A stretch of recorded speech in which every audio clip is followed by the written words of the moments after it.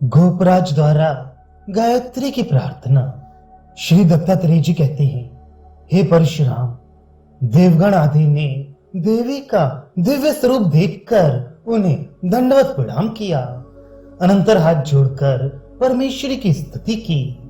अब उन प्रमुख देवगण से पूजित हो जगत माता अत्यंत प्रसन्न हुई।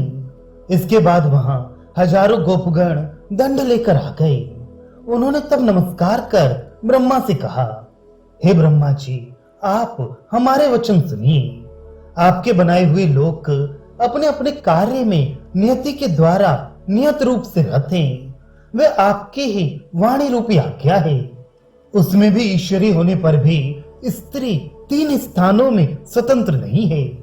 कन्या की प्राप्ति करने में जनक पिता ही द्वार है, अथवा उसके भाई लोग जो प्रधान हो, वे ही इस कारण से स्त्री का भोक्ता स्वतंत्र नहीं है।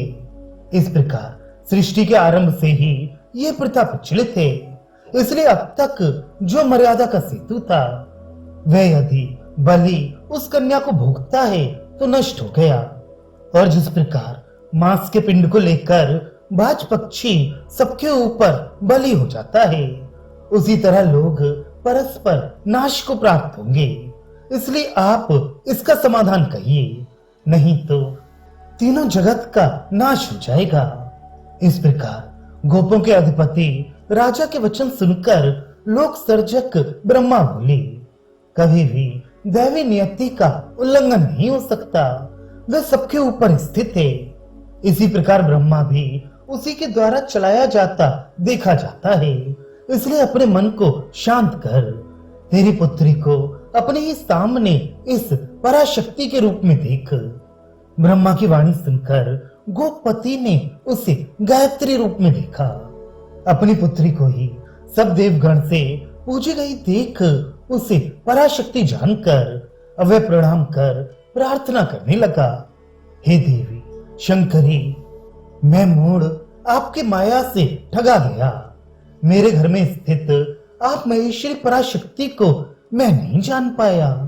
इसलिए हे देव स्वामी, कृपा करें, आप फिर मेरे घर में आइए। इस प्रकार प्रार्थना किए जाने पर पराशक्ति ने गोपों के राजा से कहा, हे गोपकुल के अधिपति, सुन, मुझे तू सर्वोच्च आकाश रूपा सावित्री आदि रूप में स्थित त्रिविध आकृति धारण की हुई जान। उस विषय में भारतीय रूप से प्रसन्न की गई तेरे घर में मैं फिर गौरी के अंश से उद्भूत हो आई हूँ। अन्य सृष्टि काल द्वापर में मैं अपने भाई विष्णु के साथ उत्पन्न होंगी और तू गोपकुल में सबसे उत्तम महेपति नंद बनोगी। उस समय मैं कात्यायनी नाम से विख्यात होंगी। ये मेरा छोटा भाई परात्मक साक्षात नारायण है। वे तेरी मंगलमयी त्रिलोक्य में विस्तृत कीर्ति को फैलाएगा। मैं विंध्याचल पर्वत में निवास कर तत्पश्चात कलयुग में सभी दुख में पड़े लोगों का बार बार उद्धार करूंगी।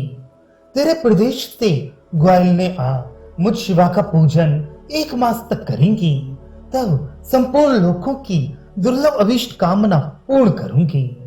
इस प्रकार देवी से वरदान प्राप्त कर सभी गोप अत्यंत संतुष्ट हो भगवती देवी और देवगण को प्रणाम कर अपने अपने निवास स्थानों को चले गई। तदनंतर वह परमेशानी अंबिका वहीं पर अदृश्य हो गई। सावित्री पर्वत पर विराजमान रही और गायत्री के सहित ब्रह्मा ने तीर्थों के शिरोमणि पुष्कर राज में फिर यज्ञ कार्य निष्पन्न किया। इस प्रकार ये तुझे मैंने सावित्री का अद्भुत आख्यान सुनाया।